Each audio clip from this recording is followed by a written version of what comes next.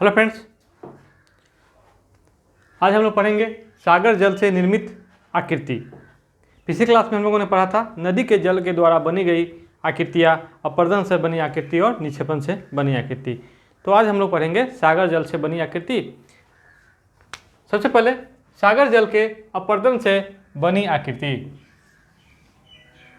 ठीक है। स्तंभ, सागर के जल के द्वारा जो अपरदन होता है उससे स्तंभ का निर्माण होता है।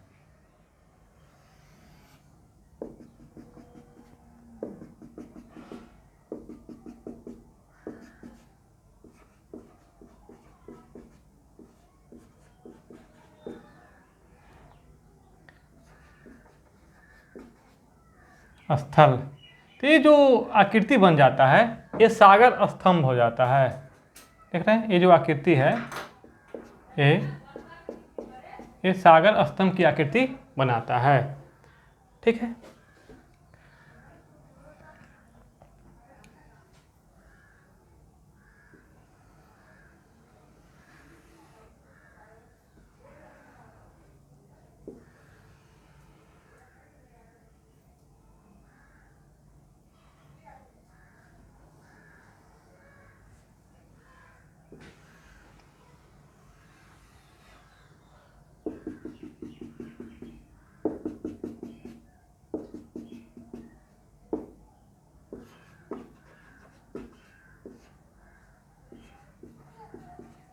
ये हो गया सागर जल, ये हो गया स्थल। ये जो हम डॉट डॉट दिए हैं उसको आप जल समझिएगा, ठीक है। ये जो समुद्र अपने जल के प्रहार से, जैसे कि आप कहिए ज्वार कहिए या तरंग कहिए या लहर कहिए, इसके से वो क्या करती है, कमज़ोर चट्टान को या मुलायम चट्टान को काट कर एक प्रकार का इस ऐसा संरचना बना देती है। देख रहे हैं ना, इसको कहते हैं समुद्री भृगु, समुद्री भृगु। ये आ गया। अब आगे स्टैक। स्टैक आपको ये हो गया, समुद्र के किनारे पर एक स्तंभ की आकार की, माने एक खंभा की आकृति हो जाती है, जो आपको चट्टानों के टूटने फूटने से आकृति बन जाती है। तो यह स्टैक का निर्माण, ये जो होता है ये वाला भाग, ये कहलाता है स्टैक, ठीक है। प्राकृतिक मेहराब देख लीजिए अब।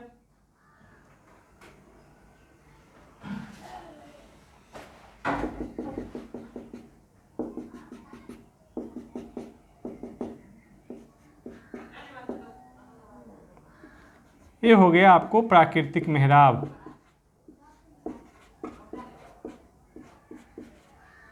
देख रहे हैं, एक ढलाव सा है समुद्र की ओर, सागर की ओर एक ढलाव सा है, और जल का कहाँ तक है, यहीं तक है जल। तो ये जो ढलाव है एक विशेष प्रकार का, इसका नाम रखा गया है प्राकृतिक मेहराब, ठीक है। अब देख लीजिए फिर,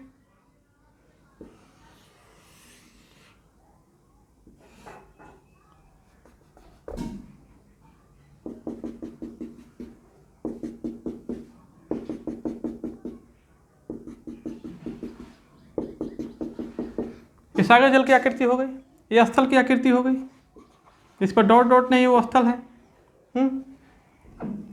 तो कभी कभी आकृति ऐसे भी बन जाती है,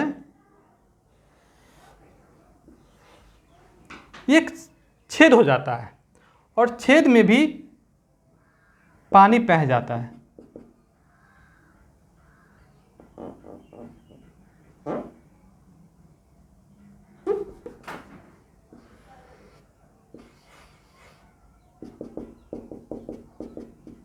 ठीक है। छेद में भी पानी बह जाता है जो आर पार होता है, यानी कि एक भाग से अंदर जाइए तो दूसरे भाग से निकल जाइए, तो इसको कहते हैं बात छिद्र।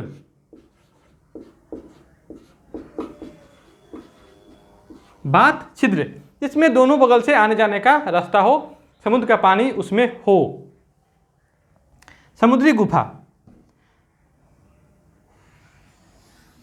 मान लीजिए छेद तो हो, लेकिन सिर्फ जाने का रास्ता हो और आने का रास्ता नहीं हो, सिर्फ वही रास्ता हो, एक ही रास्ता हो, उसमें भी जल हो,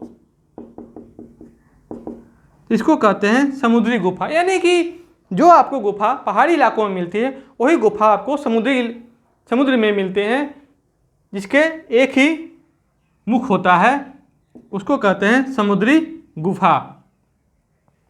आप प्राकृतिक पुल के बारे में देख लीजिए। 2 स्टैक होगा, इस पर अगर रचना ऐसी बन जाए,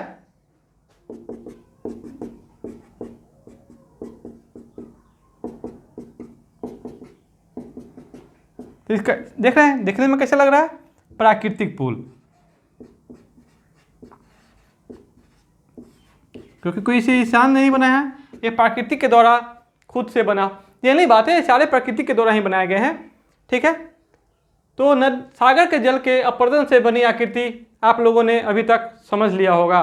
अब आते हैं सागर के जल से के निक्षेप से बनी आकृति।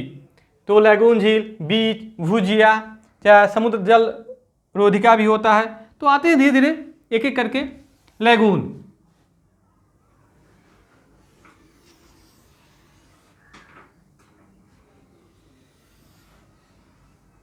ये हो गया स्थल, ये जो वाला भाग है इधर का स्थल है। अब जल देख लेते हैं हम लोग।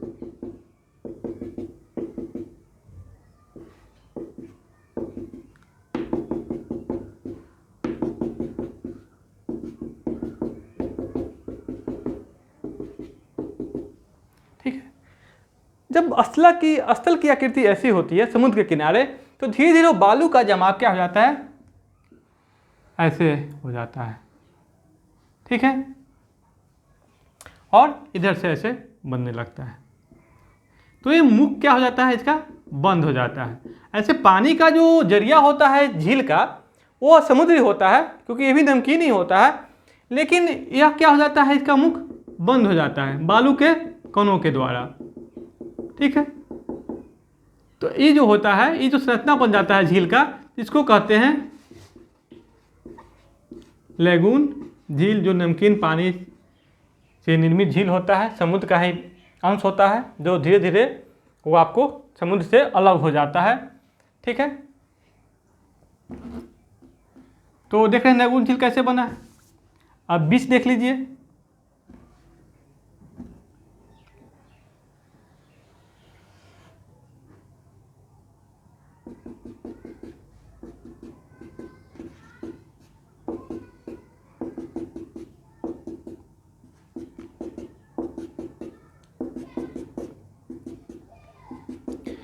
ये समुद्र का जल हो गया, ये स्थल हो गया। ठीक है, तो आपको तो पता ही है समुद्र की लहर हर हवा की दिशा में विस्थापन होता है उसके जल का, जिसको लहर कहते हैं। तो इसका यहाँ तक होता है, अंतिम बिंदु यहाँ तक होता है। ठीक है, और ज्वार और भाटा जो हम लोग ने पिछले क्लास में पढ़ा भी है।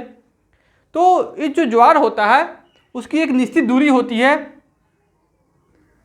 जो यहाँ तक होती है। तो इस वाले इलाका में क्या होता है? मिहिन मिहिन बालू, छोटे छोटे टुकड़े यहाँ पर आके क्या हो जाते हैं? जमा हो जाते हैं।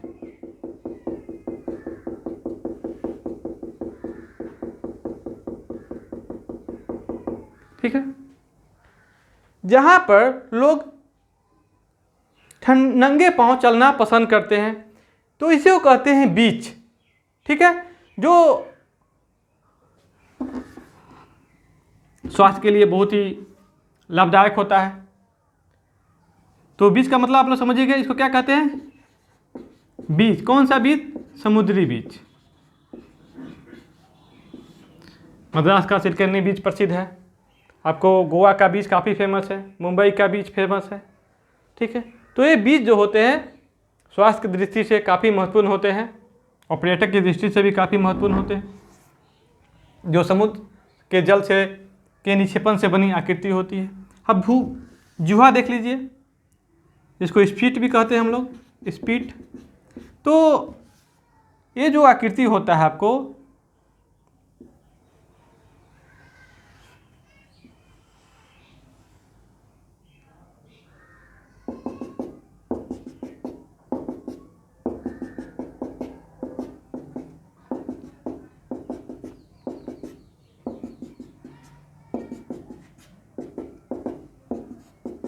ठीक है, ये स्थल हो गया, ये सागर जल हो गया, ये भी सागर जल हो गया।